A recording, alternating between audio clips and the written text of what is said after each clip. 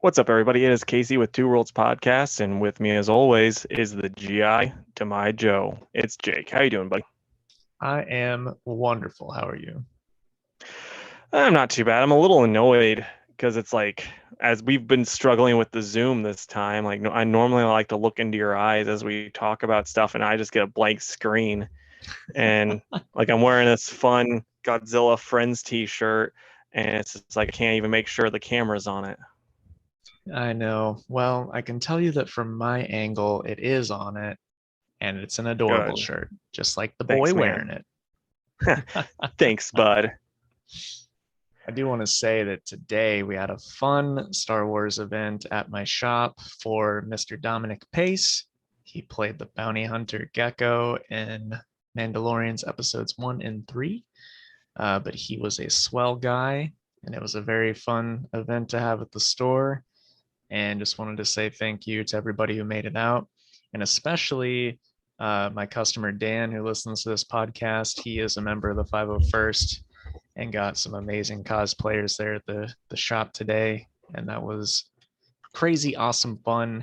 And I appreciate everybody that stopped in for that. So, all I right. wish I could have been there for that, man.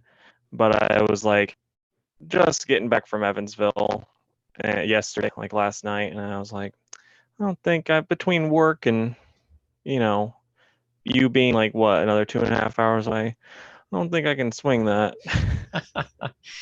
That's understandable. It was cool though. We just got out like all of our Star Wars stuff, and people were coming in to talk to him and get photos. And I will show it to the camera. He had like a fan fiction comic made for his character, so I'll hold that up. But that's a pretty cool looking comic, and I'm gonna give that a read later after the podcast. And then a really cool thing that he has, it's 3D printed, but it's like a block of Beskar, the metal from Mandalorian that everybody cares so much about, and it's very valuable. But he just had like 3D printed blocks of it, and he was signing those. So it's a pretty cool little piece to have. Nice. But yeah, it was a good time. All right. Well, we can jump into the news. And why don't you take it away, my friend? Yeah, dude. This week, like we say this a lot, but not a lot. No, You it was know. pretty pathetic. Yeah. But No Way Home, they've like leaked. Whoops, hit my mic. No Way Home like leaked out like their new Spider-Man suit for it, and it's like I don't know. I don't like they don't even sell toys like they used to, like when we were kids, where like it makes sense that you need a new costume for every single thing and like have five of them. But with I don't think that they really sell toys like that anymore. So I don't quite get this why they're doing another one, especially when the Civil War Spider-Man costume and what was it? Far From Home or not home, whatever the first one was. Like his costume in that was perfect. So it's like, why do you keep getting worse from there? Yeah, I didn't get to see them, but I was talking to Mike at the shop today, and he said that there was like several new suits that were going to debut in this movie, and it came up. I was like, dude, it's like the '90s all over again, where they're just Yeah, trying to sell toys. Like, but there's they're no not. other reason for it.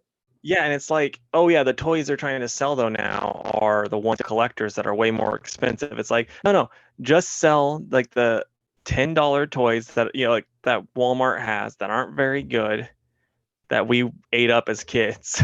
Right. Yeah, I So yeah, mean, I don't get it.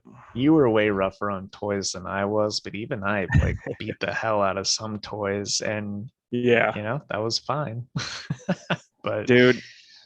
Like speaking of being rough on toys, I had so many pro wrestling toys that like it was luck. Like I was lucky that I tried to be into Model Kid because I had model glue that I could then glue them back together with because like man, they just I would do so many different wrestling moves that those guys like my Big Van Vader broke in half And so I'm like, well, fine, model glue it up, and I'd glue them back together, and then he'd be right back at it. Here's a question. Have you broken any of like your Godzilla toys that are like super expensive now and you're like, crap, I wish I hadn't have done that?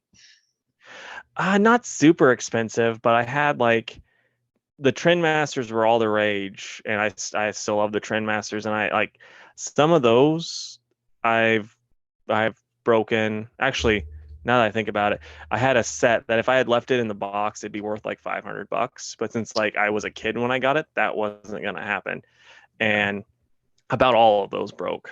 I mean, Because it's that's like in all fairness, they weren't the best quality because it's like, oh yeah, these are made for children, but we're gonna make it so that they don't move at all. right. And so like I would play with them and they moved, and like there was an Anguirus, and that's like my favorite, kaiju, and so like that's the only one, like only time I ever saw an Anguirus toy as a kid. So I was like, I need this, mom and dad, and they're like, it's. I think it was like $80. They're like, no, and I'm like, oh come on! I probably like cried on the ground, and they finally just gave in. And then it Mm, broke pretty early on, and so my dad had to put like a nail in Angus's head, and it's on his neck, so then he could actually turn his head. So it was like even cooler, like it was like a mod. right. The old nail mod. Yep. It's a lot more fun to do that mod with Nerf guns. Yeah, I can imagine so. All right. Well, gosh, there's just nothing to talk about. So I Rogue know, man. Squadron is going to be filming soon. I saw a thing where Patty Jenkins said that the script was all but finished up and that they were gathering the crew and all that to begin filming. So, yeah, I'm questioning my excitement for that movie after Wonder Woman 84, but I'm still hopeful because Casey at least knows how much I love the starships and Star Wars and all the pilots and stuff. It's just some of my favorite. So I really want this movie to be good. I mean, I get being a little, like, I don't know about this, but I'm gonna say this, and I know he's kind of a kicking boy on this podcast, but I'm gonna give some of the blame for Wonder Woman to Jeff Johns because he co-wrote it, and like I think some of that stuff probably would have worked better in a comic book and not on the big screen, and it makes sense why how he messed it up. Right. Well, I'd like to believe that's the case because I just really like I've been asking for this kind of movie for years, and now that it's finally here, it's like, oh, please don't screw this up. Yeah. All right. So my next bit of news, and this is like I'm gonna say no one cares, but slow news week. So what can you do? They are gonna be making like they've already announced this, but they're making a Shin Kamen Rider movie. It's gonna be made by it's like Anno Hidaki, maybe. He's the same director from Shin Godzilla, which if you haven't seen Shin Godzilla, you need to see it. It's one of the best Godzilla movies in recent memory, in my opinion. And it's penciled in for a March 2023 release. This is like the big news though. It's set to open worldwide. And what's crazy about that is Kamen Rider is not a well-known property. So it's like this might get people excited. It might bomb terribly. We'll just have to wait and see.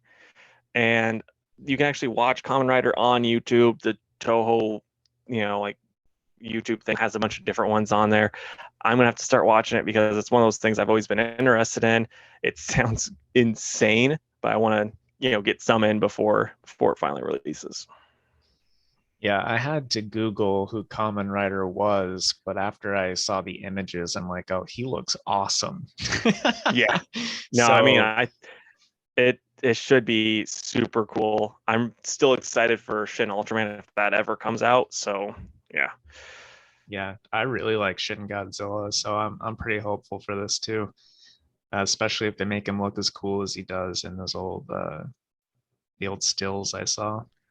Yeah, he has like a bunch of different. I mean, it's all like, at least as far as I know, they're all basically the same design, but they're like different enough that they could probably make different toys off of it. But yeah, Right. because there's like, Kamen Rider Dark or something like that, and that was like one of the series that's you can watch for free on YouTube. I'm like, yeah, I'll give that a go probably. Yeah. Um, I feel like there's got to be like Kamen Rider manga out there, right?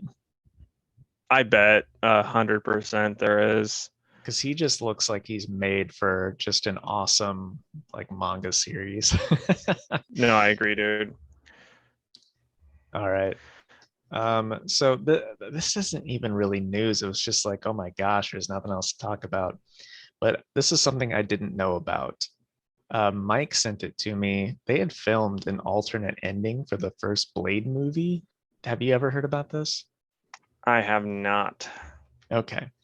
I love the Blade movies. I know they're not great, but I am all about like late 90s, early 2000s cheesy action movies. And they filmed an ending where Morbius shows up at the end, hinting that Blade was going to have to fight Morbius. And man, and That's like, pretty awesome. right? And tell me that in like 2002, that wouldn't have just like rocked our world. I mean, in all fairness, it probably wouldn't have rocked most people's world. The internet wasn't a thing, so they just be like, "Oh, that vampire that was also in the Spider-Man cartoon. That's Yeah. cool." Yeah, no, I agree. But man, thinking about it now, it's like, oh, I wish that would have happened. Because it Yeah, looked cool. He sent me the little clip on Instagram, and I was like, man, I really wish it would have happened, but it yeah. didn't. And now we're just talking about it on a podcast. I mean, maybe this is a sign for the end of the Morbius movie. Maybe Blade shows up, and they're gonna duel. That would have been way better than what we got in Blade 2. See, dude, like, I'll be honest, I don't know if I've ever seen Blade 2 because I remember seeing Blade 1, and So I know I've Blade, seen Blade Trinity a bunch. yeah, I freaking love Blade Trinity. Um, Blade 2 has Norman Reedus in it. So if you don't recognize or remember Wesley Snipes and Norman Reedus, then you definitely haven't seen it. Yeah. Well, because it's like, I don't know. I don't think I saw it at all. So I've heard that's one of the, like, outside of you just now, I heard that's one of the better, like the best of the trilogy. Oh man, it's like I still enjoy it, but I think it's the weakest for sure. Really. But then again, it's also been about 10 years since I've seen one and two. So who knows? But I love So what you're Trinity so saying much. is, what you're trying to say is we need to have a podcast movie night where we watch all three. Dude, I would love that. I would love that so much. Dude, same. It'd be fun. All right, people, if you want that to be a thing, let us know and we will make it happen. Yeah, in the comment section, just type in Blade Watch Party Yes. 2021.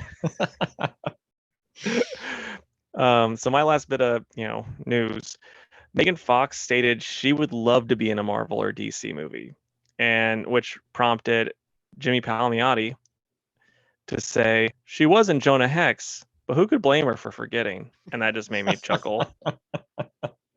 I think that's absolutely fantastic that he said that. Yeah. I know I Now, saw that that movie with you. Did we see it in no, you did not. theaters? What? You did not see it with me because I said I'm not gonna see that movie. That looks terrible. Did I then I borrowed it from you or something? No, you saw it in theaters because I remember we were driving to Lakeland and I was like, "This movie's gonna be so bad," and then you had already seen it. Oh, dang. I could have swore I saw it with you or like at your house or something, but I guess not. Nah, I mean, yeah, I think you must have saw it with someone else because yeah, I refused, and you already played the best friend card with Wolverine, so you didn't get to do that to me again. And you haven't forgotten about that since. Nope. But Oh gosh, here's, which one's worse? I can't say, but like I mean, I don't know. I I think as a like as Wolverine Origins is probably the worst movie, but for what the character, Jonah Hex is worse. Yeah. But so this just kind of wanted me to ask you, who do you think Megan Fox, if she could play a Marvel or DC character, who do you think she'd play well? Talia al Ghul. You think she could do that well? I mean, Yeah. the look is there, 100%. I get that, but Yeah, she just did like an action movie or show, and my buddy Garrett, who also loves like over the top action movies like I do, said that she was like spectacular in it. And okay.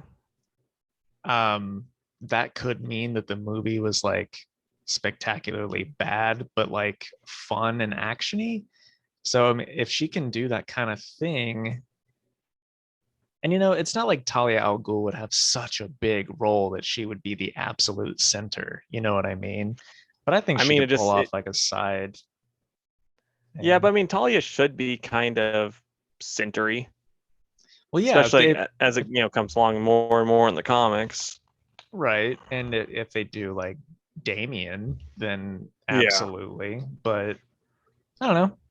But I mean, without any thought at all, that's who I'm throwing out. What about you? Yeah. No, I mean, honestly, I couldn't think of anybody because I was thinking about that to myself. I was like, I've only ever seen her act well as like one certain type of role, and it's usually like how I assume Megan Fox is in real life, where it's like kind of sarcastic, but like just cool. Like you can't help it be like, man, this person's just a cool person. And I'm like, who's like that effortlessly cool? That's a superhero that she could play. I'm like, I don't know. Yeah. Um, what was the one she did with Simon Pegg? How to lose friends and alienate people. Yeah. I liked her Like in that one a lot. And I and I know she's like, not supposed to be likable, but she was. yeah, like I like her in that, and then she was in like one of the seasons, The New Girl, and she was great in that to the point where I was like, man, it's a shame they're bringing Zoe Deschanel back.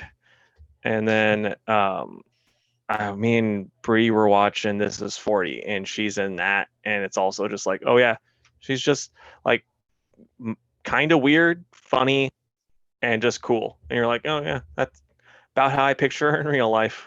Yeah, fair enough. Okay.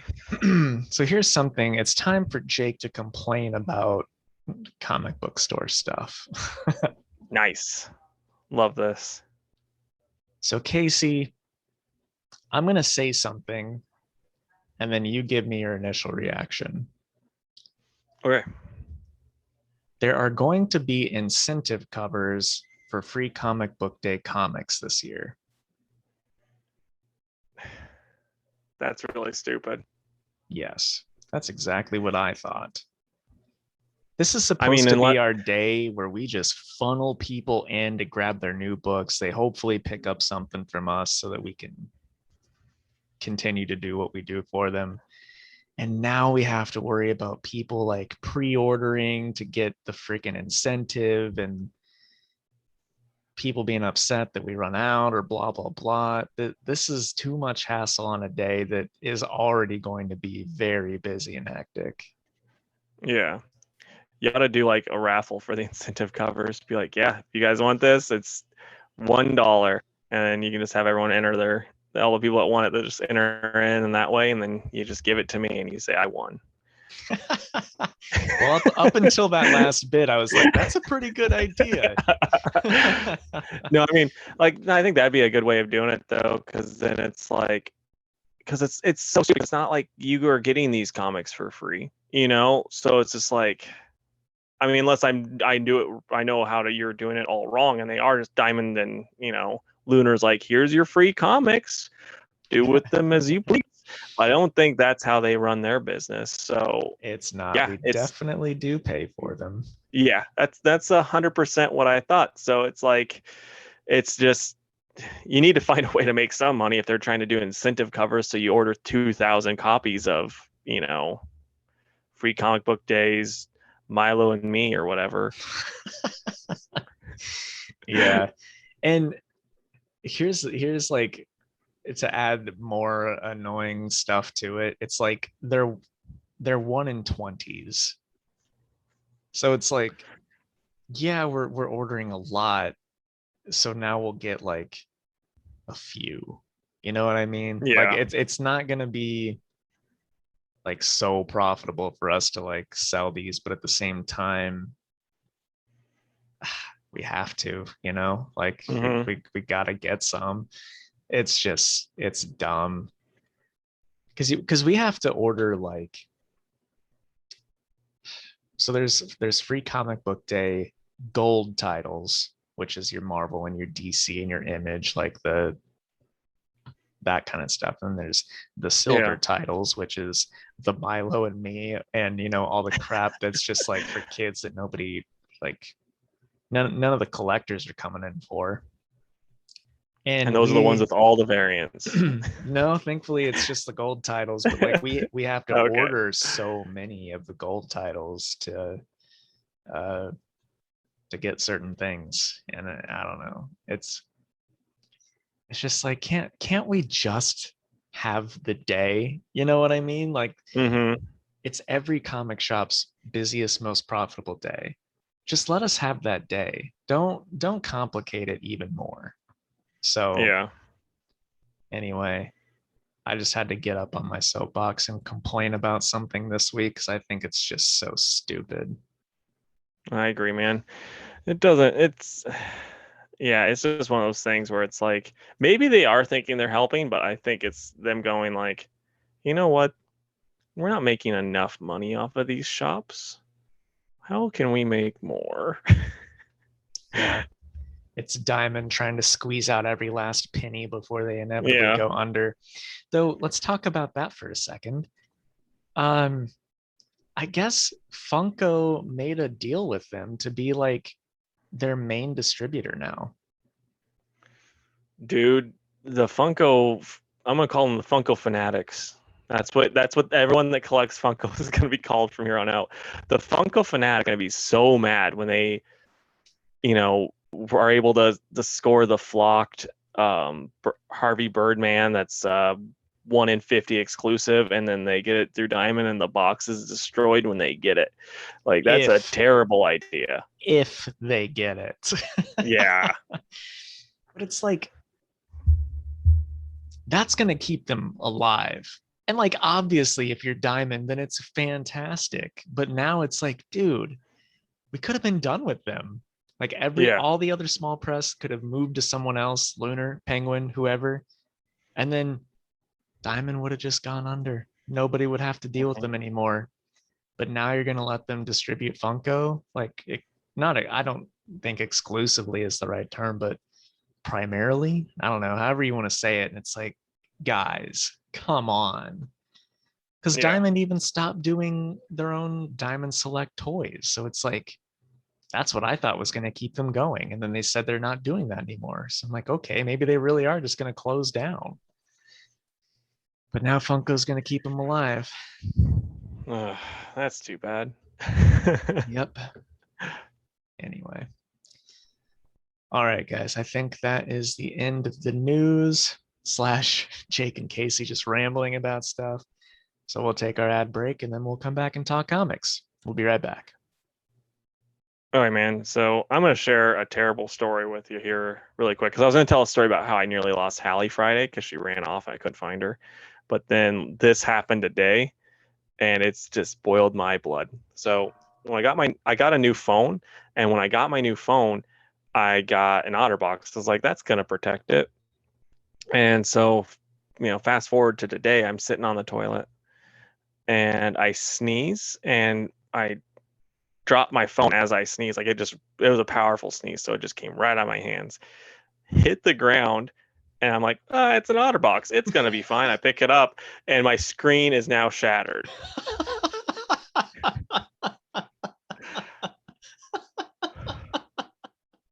I'm so sorry for laughing that hard, Yeah, man. no, But I get it because like here, like you can see if the camera's working, the yeah, I can shatterness. see it. Dude, you need to email Otterbox. Oh, I did a passive aggressive tweet, and then they got back and they're like, "Hey, we can't do anything about the phone, but we can give you like a free case." A free case that doesn't work. Yeah, they're like I'm just thinking in my head, they're just thinking like if you put the case on the other end of the phone, then it's double protected and there's nothing bad's ever gonna happen now. Right? You know, it's a shame that that happened because I when I worked for Verizon, I I heavily supported and suggested people use OtterBox and used an OtterBox for a very long time up until my current phone when I realized, yeah, that's kind of bulky. I don't want to anymore.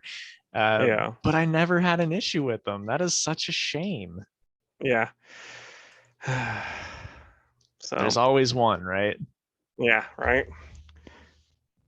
Like I think that they became too mainstream and they're just like, well, we're gonna diamond this stuff from here on out. Oh man. Well, thanks for sharing that story, buddy. Yeah, no problem, man. All right, welcome back, folks. Thanks for listening to the ad. And reminder, if you're watching on YouTube, you get an exclusive YouTube only story from Casey that that is such a shame for him. So if you guys missed it, go over to the YouTube and check it out. It's such a shame for me, but it had Jake cackling because that's how good of a friend he is. And I would expect the same. All right. Casey, what comics did you read this week? So I read X Factor number 10, Teen Titans Academy number 1, Green Arrow 80th Anniversary, Shang Chi versus Captain America, Infinite Frontier, Secret Files number 1, The Department of Truth issue 10, Godzilla Rivals. I don't think that's, I mean, it's number 1 because they're coming out with another one, but it doesn't really say. And it's just versus Hedorah. Better Ray Bill number 4, Daredevil number 31, and the Catwoman Annual. What about you, dude? Okay. I read Star Wars The High Republic number 6, Dr. Aphra number 11, Black Knight Curse of the Ebony Blade number 4, The Witcher Witch's Lament number 2, Teen Titans Academy yearbook special, and Beta Ray Bill number 4. I did not get to Green Arrow or Catwoman, sadly. Oh, wow. Well, very few twinsies for us then. Just 2, right? No, 1. Beta Ray Bill? No, 2. What was the other one? Teen Titans Academy. Oh, okay. Cool. Okay, so I will start then. I'm going to start with X Factor number 10. This is by Leah Williams. And when I get to the page that has the artist, I'll say it. This is by Leah Williams and David Baldion. They did the story. Leah Williams scripted it. And then David Baldion, David Messina, and Lucas Wernick were all on the art. And yeah, this is a perfectly fine story. I mean, it's like very much the Hellfire Gala, but we get some iBoy stuff. And it's like it's one of those things where it's like I'm gonna miss this series now that it's kind of checked out. I think the Hellfire Gala stuff is really stupid, and you can never convince me that the way that they're dressing is interesting or cool or smart. I mean, it's just it's like no one would ever wear that. Like only people that would wear this would be Russell Westbrook and people on the dang runways. Like it's stupid. Well, But that's what they're like satiring the Met Gala, and that's what people wear oh, at that. that's still stupid. But other than that, like you kind of have like a little bit of a story happening, and then it ends with spoiler alert. a character's death, and so I think Let's X Factor. Huh? I was gonna say let's talk about that for a hot sec. Okay. Because this was the book of the week for shops last week. Yeah. So, spoiler alert, if you don't want to know, skip ahead for a minute or so. Wanda, Scarlet Witch, has been killed. Yep. And Wolverine is standing over the body and says, "Where's Magneto?" And it says it's going to continue in the trial of Magneto #1. So I guess in whatever the last gala issue was, Wanda and Magneto have this moment where he's like, you really are my daughter. I love you, blah, blah, blah. And this whole thing with wherever the mutants are living, Krakoa or something, Yeah. is that if you're a mutant, you die, you get resurrected on Krakoa or something like that. I'm not reading any of them, so I don't have a clue. That's just what I Yeah. think is happening. So it's like, okay, they've done the whole Magneto's the parent thing. They've retconned it. Now I guess it's back. And if Wanda dies, she can come back? Question mark. If she's a mutant. If she's a mutant. Yeah. And I don't know. It's like if if Wanda that's funny. Uh if Wanda dies, is that good timing? If they bring her back, it's not going to be good timing because it won't have been for long. Clearly, she has a part to play in movies coming up. So why would they do that? And then does that mean that the trial of Magneto is going to matter? It won't matter.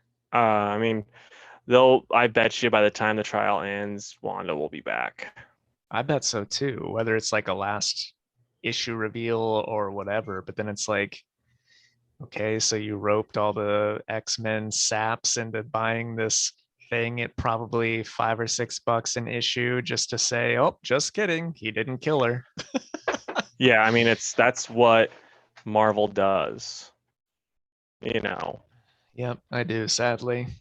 But I don't know. I just felt like it was such a thing last week. Like we just had to talk about it. Yeah.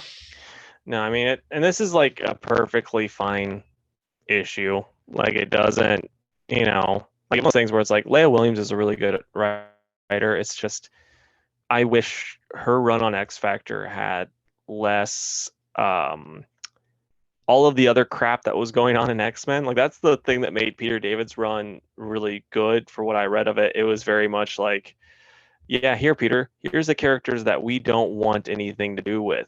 Do your own thing. And so he just got to use them however he wanted. I think he only had one major crossover event like once.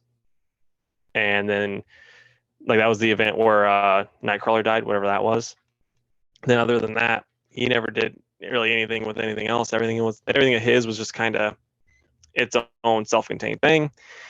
And with this, it's just like I felt like I was getting about like a tenth of the story the whole time I was reading X Factor because I wasn't reading a single other X book. And that's kind of how I felt with this. I also think I missed a few issues, but I'd probably give this a 6 out of 10. Like I said, Leah Williams is a great writer, and I want her to write something that's not X-Men related that I could enjoy. But yeah, it's fine. So here's my question, because that is sadly the final issue of X Factor. So if you gave the issue a 6, what would you give the series? I'd probably give it an 8. The earlier issues I really liked, and even though I did, like I said, I'm pretty sure I lost track after like in a certain issue or two, but you know, I think that was it. It was still really good, and if you are reading all the X books and you know what's going on, you might really like this. Okay, fair enough. All right. So first I will talk about the High Republic #6. This was written by Kevin Scott, and art was done by Georges Jaunty. And they switched artists for this book. And I'm sad to say that it's a real shame because I didn't really care for it. And this was sort of like not the end of the arc by any means, but like a pretty pivotal moment in the arc. And the art just really took me out of it. And it's a shame because some of the action is some of the coolest that we've seen up to this point. Um, Avar Chris comes riding into battle with the plant aliens on a Rancor, side by Oh, side with a hut and a flying chair.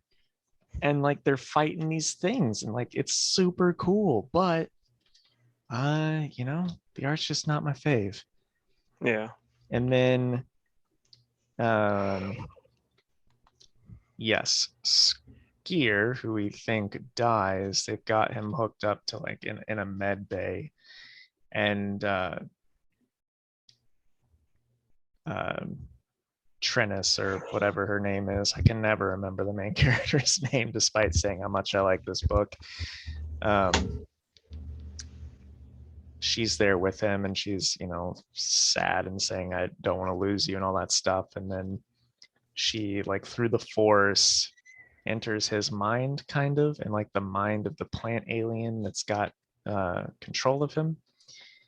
And she, spoiler alert, kind of like pulls Gear back to, I don't know, I don't want to say back to life, but like they fight the alien plant that had taken over his mind, and they find out where like the leader of this species is. And so I think like in the next issue or next couple of issues, they're going to go into deep space to fight the hive mind, I guess, of these aliens, which I think will be really cool. So like the story was great. It's just the art really brought this down for me. So I got to give it like a 7 in an otherwise 9 comic book. Nice, man. Yeah, like, is that artist gonna be kind of the norm now, or do you have any idea, or is it just a filler? I don't know. I hope it is just a filler. Like if they take over from here on out, I'll deal with it and I'll stop complaining about the art each time. But I don't know. It's just like it's been great, and this just really took me out of the moment. Yeah, I got you. All right, so next I'm going to talk about the Catwoman 2021 Annual, and this has got a whole bunch of creators on it, but it's Ram V is the main writer, and I'm going to try to find where it says all of the stuff, and then I'll go from there. I really just need to like put like a post-it note or something in there, and then I can just be like, oh, this is everybody. But Ram V writing, and then Kyle Holtz, Fernando Blanco, and Juan Ferreira on the art. And this kind of gives a lot of backstory onto the Hot Topic hipster that has been, fighting with Selena this whole time. And I'm not going to spoil much of his backstory because it's pretty neat. It adds a lot to this character. I liked it a lot. It's weird that they gave so much stuff for the annual. Normally the annual is just like, oh, these are some random fun stories, and this is like, if you're reading the current series, you'd be, not smart to miss this, basically. And yeah, like I liked it. I'd recommend it. I give it a 8 out of 10. It kind of adds a lot more to this character that I really didn't care about before, and it's making me kind of enjoy it. That's great. I definitely will read it because I'm loving the Catwoman series, and I don't want to miss out if it really gives that much to the character. So I'm glad that Yeah. you liked it. All right. I will do Dr. Aphra next. And I was going to pick this up anyway, but the cover is great because it features a character that we haven't seen in a while since the Gendy Taratovsky. Is that how you say it? I Clone think so. Wars cartoon. But I don't know why you're asking me. Yeah, I know. But anyway, it's Dirge. I'll hold that up to the camera there. He was the cool, like, speeder bike jousting bad guy in that cartoon. But anyway, this issue was written by Alyssa Wong and penciled by Minkyu Young. Um, so yeah, this is the first issue of Dr. Aphra that I have ever read, and I didn't know who most of the characters were, but this issue was essentially Dr. Aphra and her friend get trapped on this ship with this parasitic alien that's very hard to kill. There's a bunch of them. And Dirge, the bounty hunter, shows up to claim a bounty on a guy that's already dead on the ship that's been killed by these aliens. And it's that classic, well, we got to work together to get out of this thing. And because Dr. Aphra is really smart, she's read about these creatures and knows their weakness.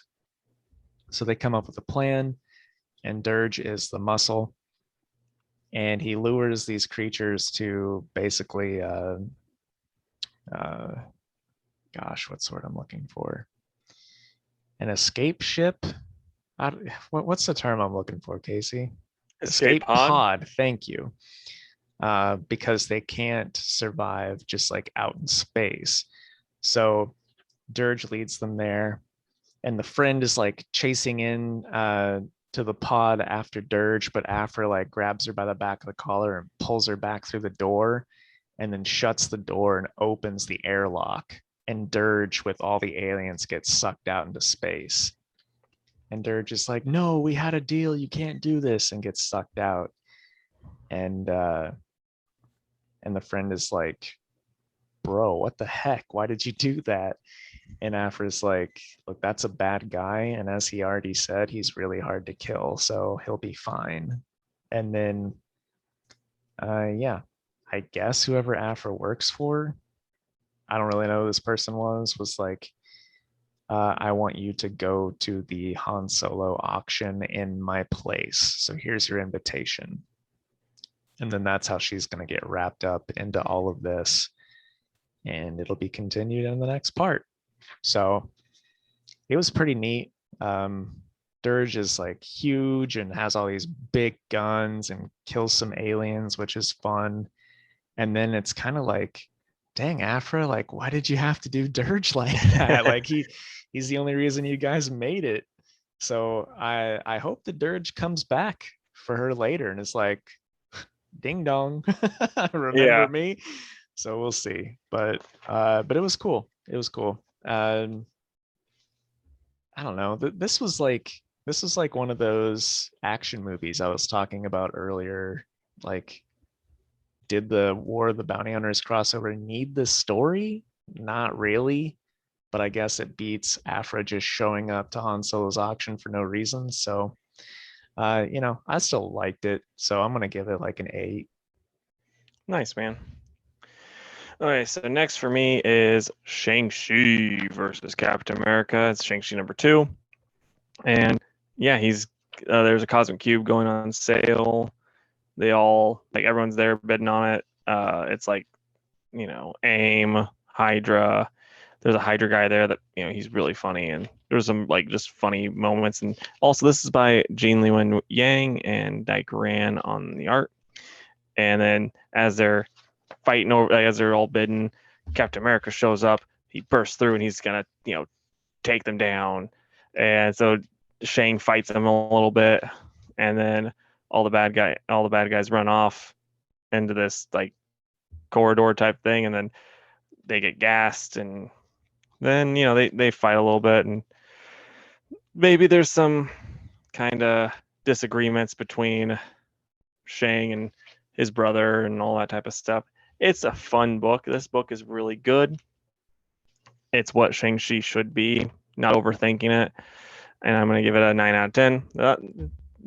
Nothing bad to say. Since I don't have anything bad to say about it, I'll just give it a 10 out of 10. That's basically what, perfect is you don't have anything bad to say about it. So, yeah, it's good. Excellent. Okay. Here we go. Black Knight, Curse the Ebony Blade, number 4. I This hope this gets a 10 was out of 10. spoilers, Casey. It does not. Um, all right, where's the credits? All right, it's written by Cy, Not Fooling Jake Ever Again Spurrier, and art done by Sergio De Villa. Okay. This is one of those.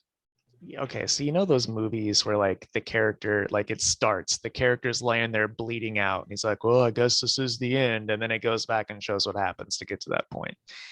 It was one Yeah. of those. So the professor who wanted to interview Dane is there with Dane and Elsa Bloodstone, and they're going to find Mordred to get back the ebony artifacts from him so that he can't combine them all and take over whatever. And gosh, Elsa Bloodstone, like Simon Spurrier made me really not like her much anymore, which is a shame because she's cool, but she's just so damn angsty. Sorry, Casey, you're gonna have to bleep that out, but like all she does is just yell and like throw snark. And it's been 3 or 4 issues. It's old. Every time she opens her mouth, it's some snarky comment, and it just sucks. It's not good dialogue.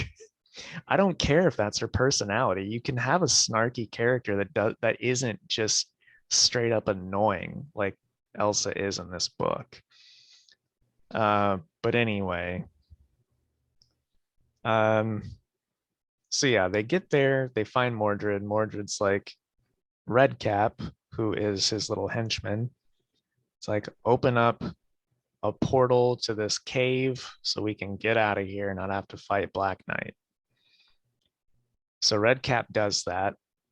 And apparently Redcap has a very large bloodstone lodged in the top of his head. And Mordred takes that out of his head, which kills him. And then it's like, here you go, Bloodstone. Here's a bloodstone for you. I have no quarrel with you. We don't have to fight. And then walks through the portal. And Elsa's like, yeah, okay, I guess I'm out of here. See ya. And just leaves. It's like that's her part to play in all this. It was terrible. Yeah. And here's the kicker. The professor chick that's here with them is like, Elsa, you said your dad was a monster. You can't just leave us to go and resurrect him when. And then Elsa goes, family's family. She sounds like Dominic Toretto from Fast and the Furious. Family's family. And then she goes, an orphan like you wouldn't understand, and just throws her shotgun on the ground and walks out. Like, Casey, this is one of the worst pieces of crap I've ever read. It's so bad. Anyway, the rest of the book is just Mordred being like, oh, you didn't know this about yourself, Dane, and your ancestors? And then we just get flashbacks of previous Black Knights and them getting angry and turning into monsters. And then it turns out that maybe Merlin is behind everything, question mark. Oh, and this was a fun bit. Mordred is not King Arthur's nephew, but his bastard son that King Arthur had with his own sister. I guess that's something that needed to happen. So we find that out. And that's why Mordred is doing all this, because he never got to claim Camelot because his dad wouldn't legitimize him, because his dad was afraid that everyone would know that he boinked his own sister. So so Dane's like, yeah, I guess you're right. I don't really want what comes with the ebony blade. And he throws it down, and Mordred goes, attaboy, and stabs him in the gut. And Dane falls on the ground, bleeding out. and then uh, Professor Chick follows Mordred into the portal where he's dumping all of the ebony stuff, except for the blade, into this vat that he then uses to forge the ebony crown with.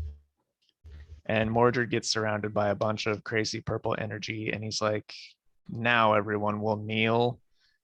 And yeah, and then the book ends with a tiny panel and Dane saying the final confession of the Black Knight, dot, dot, dot.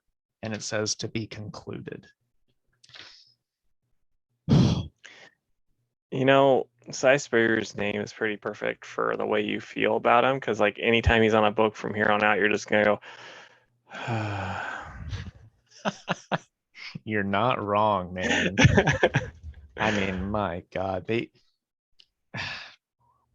what else can I say at this point that I haven't already said anytime I've read a previous issue? How's the art? Really good, actually. Good. Like, gosh, I know you can't see it, Casey, but there's like some panels of like Sir Percy, the original Black Knight, of him going like Super Saiyan basically with the ebony blade, and it looks awesome. Nice. And like all the stuff with Merlin, the flashbacks with Merlin sure is cool. But I mean, did we really need King Arthur's incest and snarky Elsa Bloodstone, who's like, suck it, orphan, and then leaves, and just all this crap? Ugh. Yeah. I'm glad there's only one more because this is truly, truly abysmal. So I will give it a 0 out of 10. Well, I'll give it a 1 for the art. Just But wait. I mean, like as far as like comics go, I'm just gonna compare it to Hercules because that's what I always do with this series. You're gonna be so mad when they decide to bring Black Knight into a team book, and then they're like, "We aren't gonna pay attention to any of the past stuff. We'll only listen to this garbage." So yeah, this is how I'm he's sure they gonna be will. from here on out. And it is such a shame because who wrote that 2015 series? It was gosh, I'm looking it up right now. I don't remember. I remember the dude also wrote a really bad Hercules series though, because we talked about that Frank once before. Thierry. Yeah. Or But if you guys have any interest in Black Knight, whether it's because you like sword and sorcery comics or you think Kit Harington's a total dreamboat, and he is, and he's going to be playing him in the upcoming Eternals movie, read the 2015 Black Knight series, because even though it was like obviously cut short and that shows in the reading, it's still way better than this book. So there you go. all right. So next for me is going to be the Green Arrow 80th anniversary. So I'm not a Green Arrow fan at all. I've said 1,000 times, but this had like the very last story. Like I read about it, and I was like, okay, I have to get this for this. But the first story is called The Disappearing Bandits by Mariko Tamaki with Javier Rodriguez on the art. The art's gorgeous. This is like Golden Age Green Arrow stuff. Yeah, it's pretty neat. They have, like they're fighting this disappearing bandit. It's cool. The Punch and Evil. This is by Tom Taylor and Nicholas Scott. Fun fact: Tom Taylor finds a way to kill someone in this one, and but yeah, no, you have a Wildcat basically teaching Ollie how to box, and that's pretty good. Like you kind of just get like young Ollie being an idiot, and then he train from Wildcat that way. Who Watches the Watchtower? This is by Stephanie Phillips and Chris Mooneyham on the art, and this art is really good. It gives me very much Neil Adam vibes. I've never heard of this artist before, so I don't know if you have, and you're like, oh well, it's he's great. I'm like, oh okay, fair enough. He did a stint on Nightwing, and it was good. Okay, But yeah, so the art in that is really cool. The story itself is kind of a so-so, but it's like it's about what you can get from a Green Arrow story. So um, just the usual sort of stuff. And this is by Mike Grell and Laverne Kinzerski. And again, this art is kind of like an old school type of art. And one thing that was kind of weird, it ends with definitely not the end. But it's like Green Arrow's not getting another book, and if he is, it's probably not gonna be like this. So, but he basically saved some people that were being human trafficked. Did. So it was again another fine story. Here's the The thing arrow and though. I want that to not be the end because Mike Grell's old Green Arrow run is fantastic. And if that means yeah, that Mike Grell is gonna do like a mini series or something for Green Arrow, I would love that. yeah. I mean, it'd be cool, but like, cause that was like a pretty neat story, but it's like that's that's not the end, but I don't think you're doing more right now, man. Um, the Arrow and the Song, and this is by Ram V with Christopher Mitten on the art, and that was an interesting one. It's just kind of like Green Arrow through the years with this one poem over it. Like, if someone was telling me like, "Oh, I love this story," I'd be like, "Yeah, I get that." I wasn't super hot on it, but it was fine. Then there was like these little fun stories where like, oh, it's how Ollie is with friendship, and it's like just Ollie being a jerk, and it's them like different people kind of showing him up, and it's like, you know, the little captions underneath. Like there's one with like Hawkman, not Hawkeye, Hawkman, and it's like it's as I've always said, Green Arrow's vaunted social conscious ends when where his mouth begins. And then Green Arrow goes, "Oh, go lay an egg, bird brain." And it's like, if it ain't your house, don't rough house. And it's like these like little stupid things underneath, kind of funny. And then the next story, it's called One, and this is by Brandon Thomas and Jorge Corona on the art. And it's a good one. It's the Connor Hawk story, so it's pretty neat. Like his arrow is, it's not like an actual arrow. It's like got like this little like metal thing on it, and he's just like basically using it and knocking people out, giving a lot of brain damage. Pretty cool. The next story is Green Man and Autumn Sun, and it's Leanne being babysat by this person you'll see, and asking, she's on the phone with Arsenal asking for him to tell the story of the Autumn Sun or whatever, and so he tells the whole story, and it's a nice touching little thing with Leanne and Ollie and Roy. And then the next one, it's Star City Star. Phil Hester does the writer and pencils, and then we have Andy Parks on the inks. And yeah, it's like this is just another Green Arrow story. It's pretty cool. Like makes a point about onomatopoeia that never made sense with him being a Green Arrow villain, and his face is a target. But so that was pretty funny, and neat ending to it. Next one's Happy Anniversary, and this one really it's by Veda Alali and Laura Braga. The art's really good, but it's like one of those things where it's like Deathstroke, like because they have Deathstroke fighting Ollie and Dinah, and he loses to them, which is the stupidest thing on the planet. It's like, wow, you don't know this character at all. Um, the Sympathy of the Woods, and this is by Benjamin Percy and Otto Schmidt. It's kind of stupid, but kind of fine. Like Merlin wants to fight Ollie, and then Ollie's got friends, Merlin doesn't, and so he loses. And then the last Green Arrow story by Jeff Lemire and Andre Sorrento. That's a weird one. He's goes back to the island looking for something. He finds it. Then we also get like Green Arrow's chili recipe in this, which is kind of neat, but it's supposed to be this hot recipe, and there's only a little bit of cayenne pepper in it. It's like, come on, this can't be the real recipe. He doesn't even have any ghost peppers in it. Get out of here. But the last bit, it's called Tap Tap Tap, and it is by Larry O'Neill, and it has Jorge Fornez on the art, and it's just basically about Denny, and it's really good, and it's worth the, what is it, $10?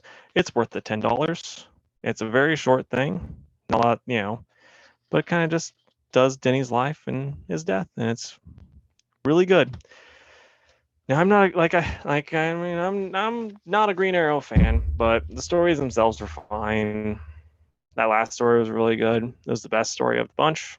Some of the other ones were good, and I wish they would have done kind of like the fun little things with these other 100, or 80-year anniversary issues. Like it'd be a lot cooler if they did that stuff with these other characters too. But we're just getting with Green Arrow, which is odd. Like I'd give it probably a 7 out of 10 because it's like a lot of that stuff I just didn't care about.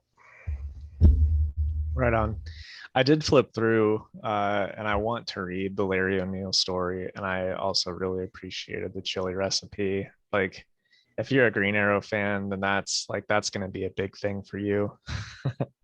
It was just a letdown though, like when you read it, because it's like you're like, this is not going to be causing this much pain to these people. Like, that's not the real recipe. Get out of here. I will need to compare it because I have a DC cookbook that I've had Oh for a yeah, really long time, and it's got that recipe in there. So I'll need to compare them and see if they're the same or if this one's a little, nice. uh, you know, toned down. Yeah. All right. For me, we've got The Witcher, Witch's Lament #2. This is written by Bartosz Stybor and art by Vanessa Del Rey. Every time I hear that, I think that's a singer. Isn't there someone that sounds a lot like that? Like Lana Del Rey. Yeah, that's who it is. I don't think it's the same person. They're sisters. Oh, okay. All right.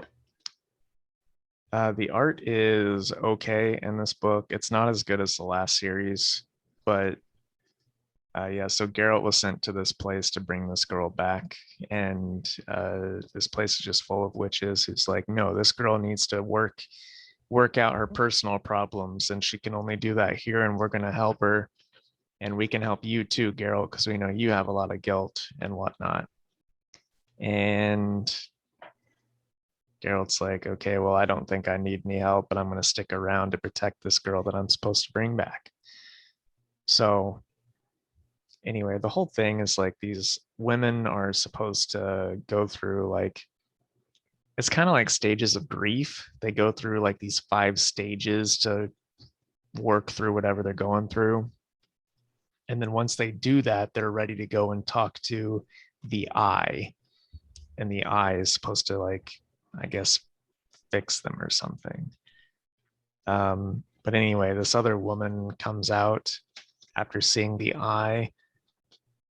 She's like, I know what I need to do in life. I need to fight Geralt to the death. She's like, even if I lose, there's no hard feelings, Geralt, because I know this is what I'm supposed to do. So they fight, and spoiler alert, Geralt wins handily because he fights the world's worst monsters. So anyway, and sword to sword combat with a witch apparently isn't as tough as some creatures that he's fought. Anyway, he kills her, and then the girl he was sent there for hasn't spoken to the eye, but she's like, you know what, Geralt, after seeing that, I think I'm ready to get on out of here. And the witches are like, don't leave, you're not ready. Something bad will happen if you leave, but they're leaving anyway. And then it said to be continued. Hmm. I don't know. This just felt like filler. Like we didn't need to see Geralt fight this woman to the death. And that was like a good chunk of the issue. It's just like, Geralt, we know you feel bad about some stuff you've done. It's like, yeah, we know he does. That's in like any of the books or the games or the show. Like, obviously, he has guilt for having to kill things sometimes. So it's just a lot of that. And then he kills a woman. So I don't know. I didn't think it was that great. And the art didn't save it either. So for me, this is like a 5. I really hope this series gets better because I like the first issue well enough. And the writer did the last miniseries, and I really enjoyed that up until the last one. So I don't know. I hope it gets better because it's like, yay, we're getting Witcher comics again. They're okay, and I want them Yeah. to be better than okay. So we'll see. Okay, so next up for me is the Department of Truth issue 10. And so it's just like more stuff where, oh, it turns out Bigfoot and aliens and angels, and they had another one that they put in there where it's like that's another one of those things where, yeah, they don't actually exist, and it's just the consciousness of the people believing it that makes them real.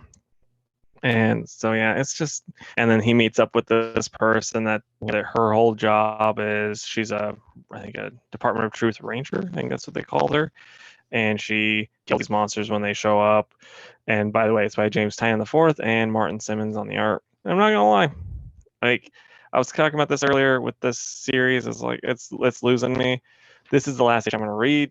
I'm just not feeling it. Like I hope people still like it, but it's just been kind of losing me. And this one, I was really hyped because I was like, oh, Bigfoot, and I was like, oh, they're doing the same stuff over and over again. It's all consciousness, and I think, okay, cool, I guess. Um, yeah, I'm gonna give it a 5 out of 10. Just like I said, I hope people like it. It's just not doing it for me. All right. I've just got the two that we read together. So All right, so I have another long boy, and this is the Infinite Frontier Secret Files. So you got the skeleton dude, and he's listening to the if different. you don't mind, I do want to read this one. I just sold Okay, out. So if you wouldn't spoil anything big. I won't spoil anything, but yeah. So the first story is going to be by Brandon Thomas and Joshua Williamson, and art by Valentine De Landro, and it's all about Calvin Ellis. And yeah, Skeleton Dude's just listening about the blonde lady gave him the different files, and so he's listening to all that stuff. Weird thing is with this series, they should have released, like, I think it was being released as a digital only first, and it's like they should have just released this before the Infinite Frontier series that came out last week, because this takes place before that.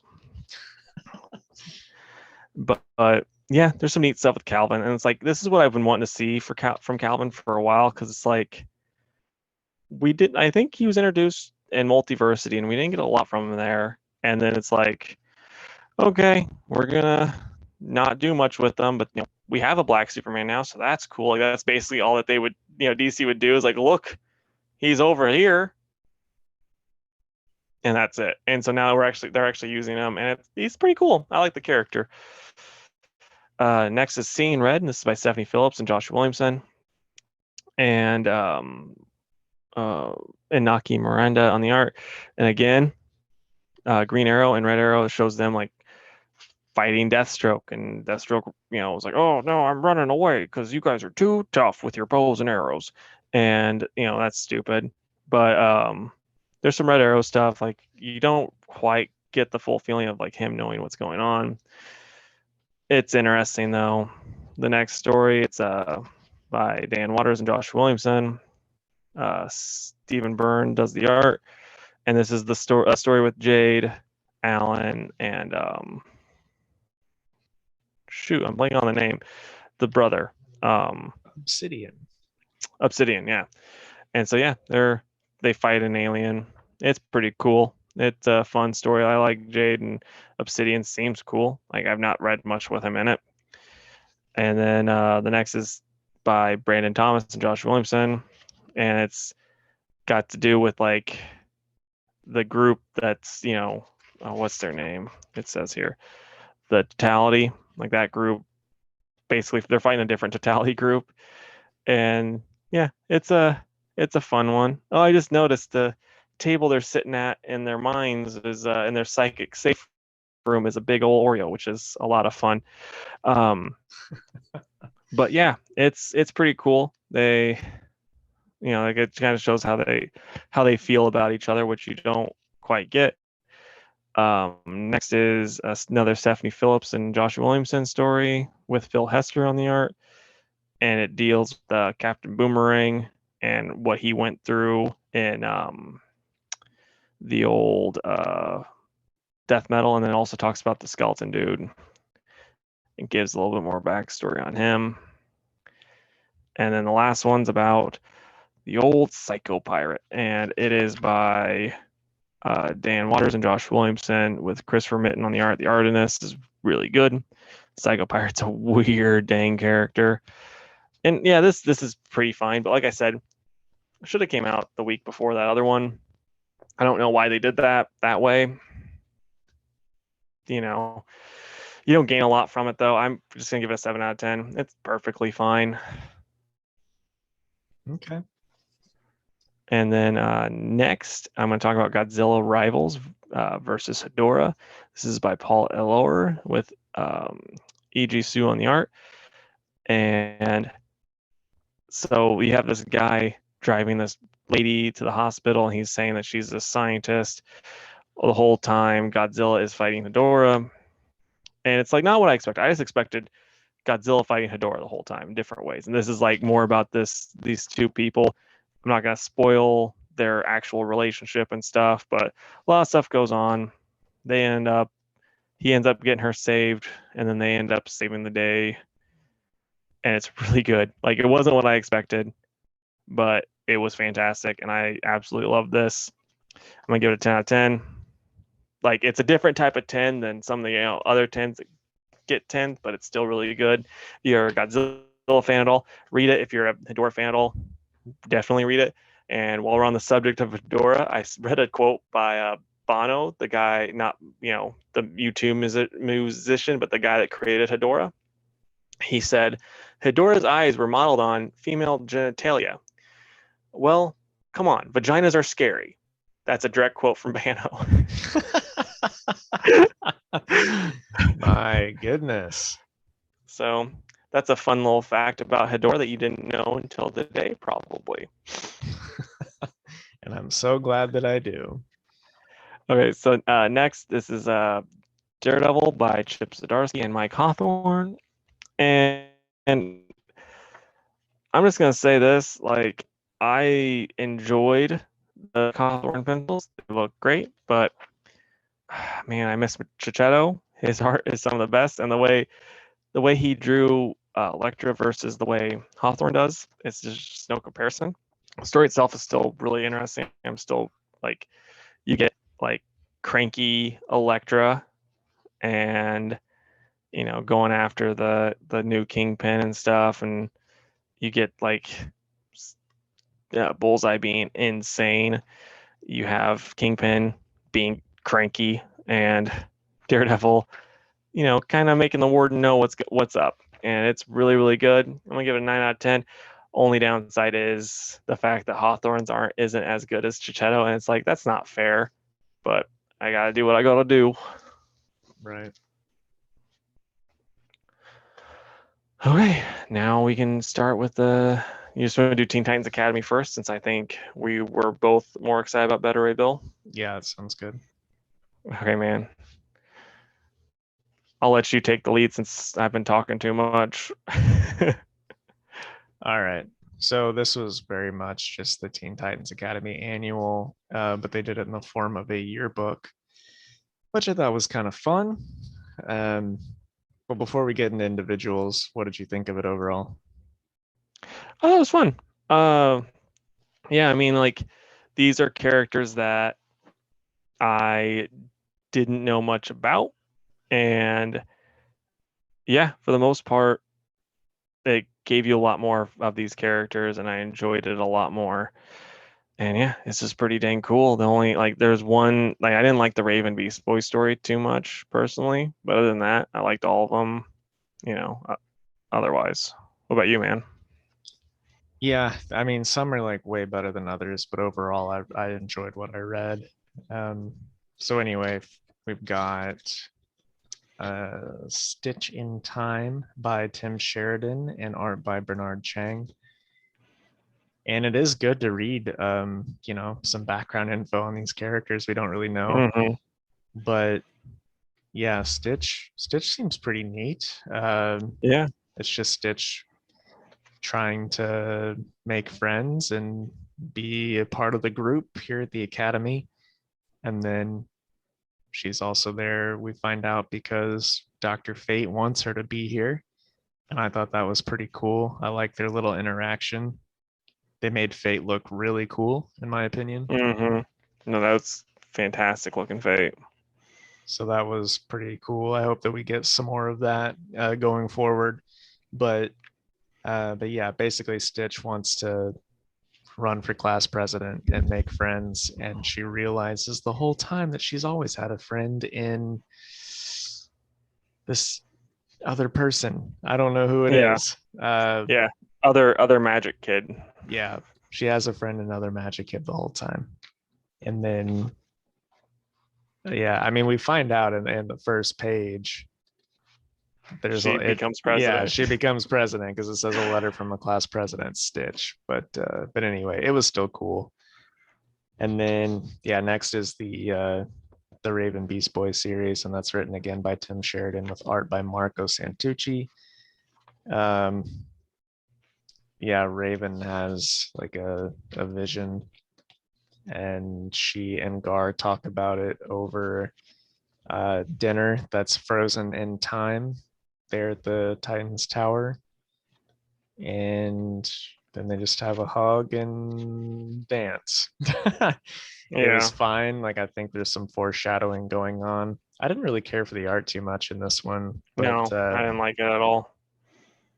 and I also didn't know that Raven could just stop time.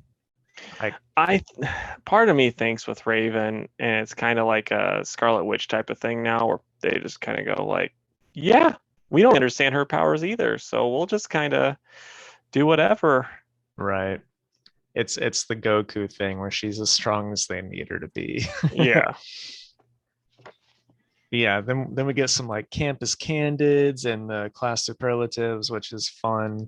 Um, and then next we've got Mothers, Brothers, Kittens, and Cake, and that is by Tim Sheridan and art by Darko Lafuente.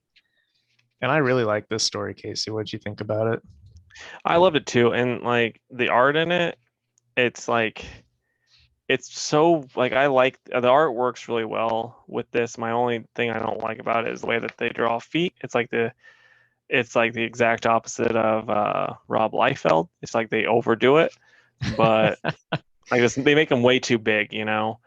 Other than Yeah, that, though, it's great, and like I said, that art worked perfect for this story. Like it's not one of those ones where I'm like, man, I can't wait for Joker War with the art by, La Fuente, but yeah. like with this type of story, it's perfect. It reminds me a lot, like especially when the dad is hugging Matt and standing like he is. It reminds me of Steven Universe. Yeah, I get that. And it was just nice because he's like, he doesn't have a family. And then they're like, oh, yeah, you do, and like that type of stuff. That was really cool. Yeah, And then how he's like going to help rebuild the barn and all that stuff. It was a good time. it was. Then on the next page, we get that little bit that I was talking about previous episode. Like, I'm thinking we might be getting an All-Star Squadron series, dude. Yeah, I have a feeling it's going to be a weird team. Yeah, I do too. But I'm okay with that. Hopefully there's more to it than us just like talking about it for multiple episodes. Yeah. So, and then on the next page, also, though, after that, we get some yearbook stuff. And then there's about three people who are marked out with the big X, and the one in the middle, it's like it says X marks the spot, that type of thing. And if I knew these characters' names, I bet it would be pretty easy to figure out who Red X was. Yeah, I know. But I Because sure don't. it's like all in alphabetical order. And I'm just like, oh, okay. Man, if only we knew names. Yeah. Okay, but next we get Extrication, which is written by Tim Sheridan and art by Rafa Sandoval, who does the art on the regular series, and it's really, really good. Mm-hmm. Um, but anyway, this is the Red X story in the book, and like this horrible couple just keeps acquiring children so that they get more money from the government, is what it seems like to me. And then Red X finds the guy that is giving them kids, like the social worker. And yeah, then he breaks in and rescues the kids. Yeah, Um, my main problem with this is like it's supposed to be, oh yeah, this guy that took Red X over after Nightwing was Red X, but then it's like when was Nightwing Red X? When did this happen? And this was 9 years ago, and it's like, what is going on? Like, why? I know they're gonna be retconning stuff and explaining it in the series, but it's like this is it's a bit of a stretch that this guy who looks like he's Nightwing's age now, like just by body wise, Nightwing's age now was like, yeah, I'm gonna be Nightwing's old character, Red X, and kill a bunch of people, and then no one's gonna know about me though, and then I'm gonna get my own protege, a la Batman. yeah, I agree. I'm hoping that it gets fleshed out a little bit better. But yeah, the mystery is still out there on who Red X is. But man, I love the costume they gave Red X. Like he looks Yeah. so cool in this. Mm-hmm. And the art's amazing in that story. Like, Yeah, all in all, I thought it was pretty dang solid. What did you think of it? yeah, I agree. I mean, this last one was probably my second favorite after uh, the previous one with Matt that we were talking about. Yeah. Yeah. Uh, but this one does more setting up for the regular series, and it has me hooked some more because I do want to know who Red X is and what that's all about. So um, yeah, but this is like, this isn't groundbreaking storytelling or anything, but it's fun. And if you're gonna do an Yeah. annual, I would rather read something set up in this yearbook format than just like a throwaway story. You know what I mean? Yeah. No, Uh, 100%.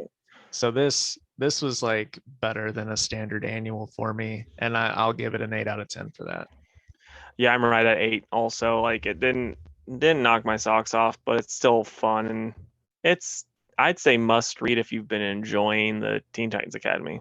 Yeah, I totally agree. So next up, it's Better Rebuild by Daniel Warren Johnson, and I'll toss out Mike Spicer on the art and or the color. Um, what was your initial thoughts, man? I'm still loving it.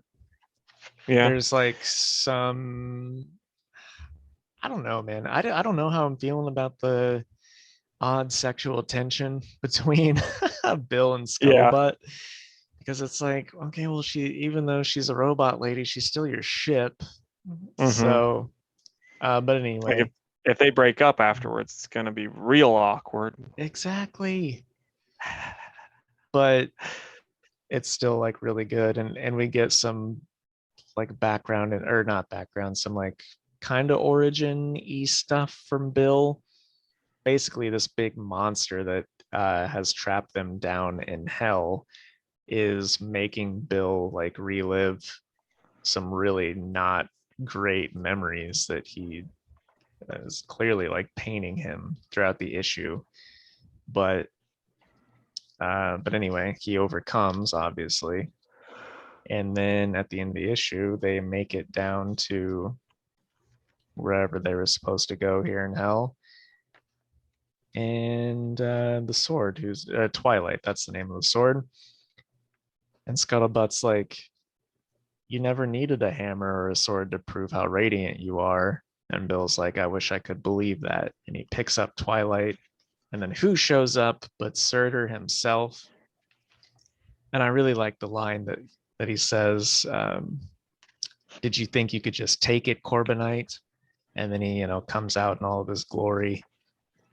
And That so mhm. well drawn. Looks so cool. Oh yeah. Yeah, the final page with Surtur just standing there pointing at Bill. Surtur says, I have been waiting for a powerful opponent to once again prove my worth to this hallowed blade. And you, Beta Ray Bill, will do so perfectly. And it says to be concluded. So it'll be interesting because if Bill gets to fight Surtur with Twilight, then I can definitely see Bill like winning that fight. Um, Otherwise, I'm not sure how that's going to go down or if it'll be, accurate, but I'm going to be Yeah, there for it either way. It's going to look cool. Like Bill fighting Surtur with anything in Johnson's style is going to look amazing. So can't wait to read that. But it was a really, really good issue. I agree. And I just want to throw out here, like as a wrestling fan, first off, what do you think of Daniel Warren Johnson's drawn old school Thor? Did you like that? For the little bit that he's in there? Yeah, I did like it. Just because that's like the epitome of big dumb Thor, but not like MCU dumb Thor, but Like young. punch, yeah. Yeah, exactly. But I just love the fact that because Daniel Warren Johnson is a huge wrestling fan, so the fact that he throws in wrestling moves with the stuff and he has better a build given a bridge German suplex to Thor was just fantastic. And that was one of my favorite pages anyway, because I absolutely love just the Corbinite spacesuit that Bill is wearing Yeah. in that scene. Like it looks very much like Saiyan armor. Oh And yeah. I think it's great. But no, I'm gonna give it I think it's still a 9. Like there's something there that it just wasn't as mind-blowing as the past issues, but I can't really pinpoint why that is. So I'm gonna have to give it a 9 instead of the usual 10. I mean, I'm gonna give it a 10 out of 10. I really loved it. So yeah, no, I like I said, no complaints. That just means a 10 out of 10 for me. Right on. Okay. What are we excited for next week, Casey? Batman for sure. I'm gonna say, just looking over this. Oh, The Good Asian. That's just been one of my favorite books here lately. And I will throw out Runaways. And I didn't send you Wonder Girl, so I'm texting that to you right now. You don't need to. I already pulled it for you. Ah, thanks, buddy. You know me well. Yeah, you're welcome. So I am gonna say Wonder Girl because that I was thinking about it the other day. I'm like, why hasn't another one come out? It's been a month, hasn't it? Like that's just how much I like that book and look forward to it. Um, Yeah. so I will say that as well as oh gosh, I don't know. Oh, Justice League Infinity, because that is like a continuation of the Justice League Unlimited cartoon, and it's written by JMD Mateus, and that's just gonna be awesome. And I'm gonna say Yeah. ordinary or no, Master of the Universe Revelation. That is the new Dark Horse He-Man prelude comic, and yeah, I'm looking forward to that. Nice, man. I'll be honest. The reason why I was making it for faces, I every little bit kind of caught what you said. I'm thinking, but yeah, I was like, oh, okay. So hopefully we survive for this last bit of this Fantastic Four. So I started listening to this new band, not new band, like they're old, but they're new to me, and they're called Dance Gavin Dance, and they have different singers throughout. But the first one of their songs I listened to, the lead singer, they have like a screaming guy and like a regular singer, and the regular singer's voice sounded like early 2000s, mid 90s Sega and Sonic singers. Like how like they had those like Yep. weird singing voice. Like, yeah, it sounded Escape like from the that. City. And then like yeah, it's this like weird voice person that I'm like that's weird. And then the other just screaming. And it's such a weird combo, but I absolutely love it that they're now like in just constant rotation on my Spotify. So like, why don't you give me 4 times where like characters for writer and artist like where they just team or stuff teamed up and like this won't work, and then it did really well. Sure.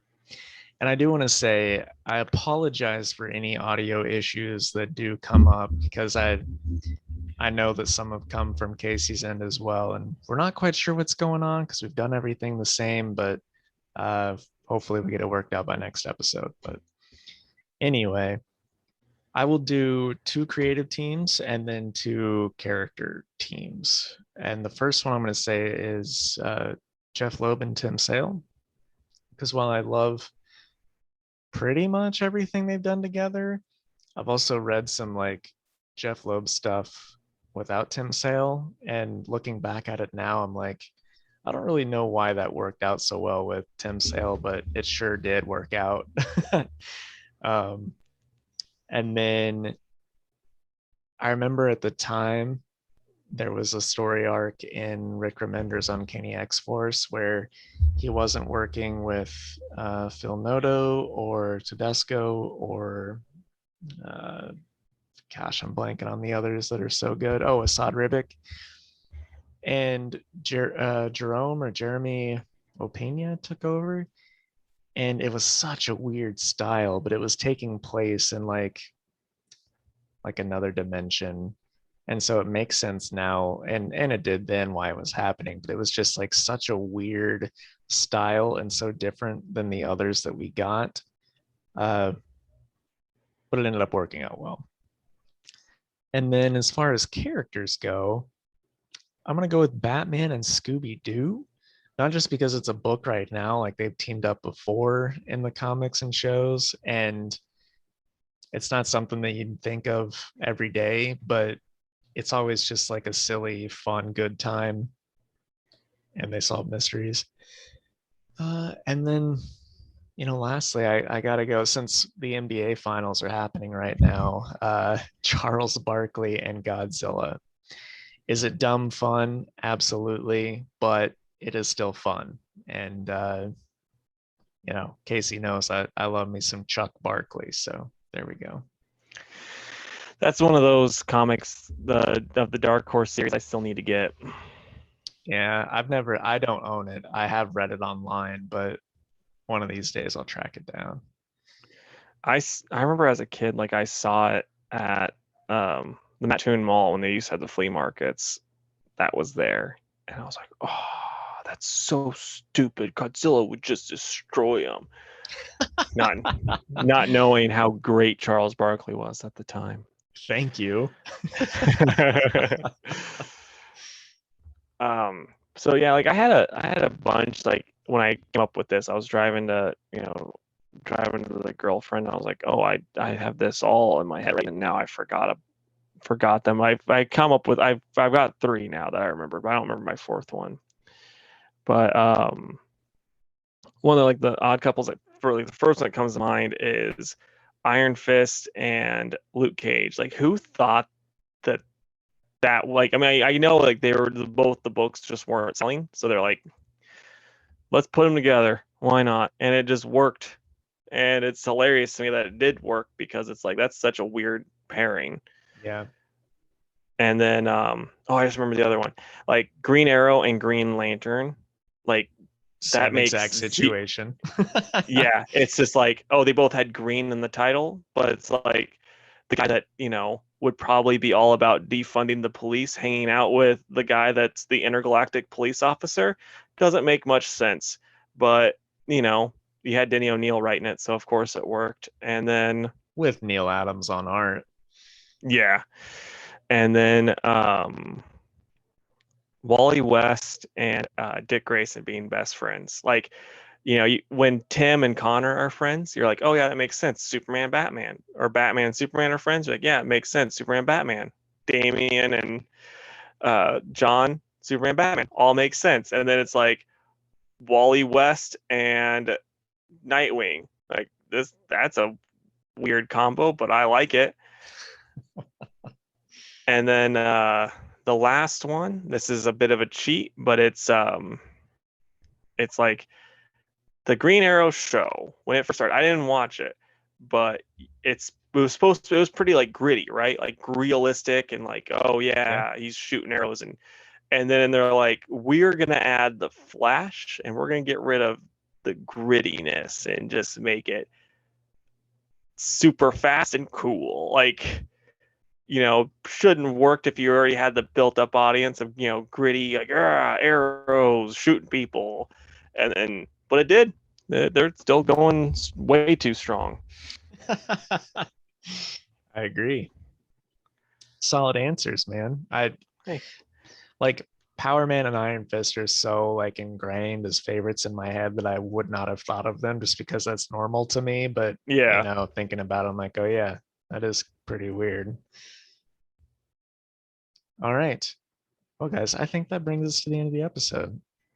So let's roll through the closing plugs. If you would, please like us on Facebook at facebook.com/Two Worlds Podcast. You can also find us on Twitter at two_worlds_PC and on Instagram at Two Worlds Pod. You can email us at twoworldspodcast@gmail.com. And please also go to our YouTube channel, which is just Two Worlds Podcast, and subscribe to the channel, like the videos, comment. And then finally, if you haven't already, please give us a 5-star review wherever you're listening to this. And we would appreciate it. And we'd love to stay in chat, guys, but we've got to fight for freedom wherever there's trouble because G.I. Joe is there. Bye, guys. See ya.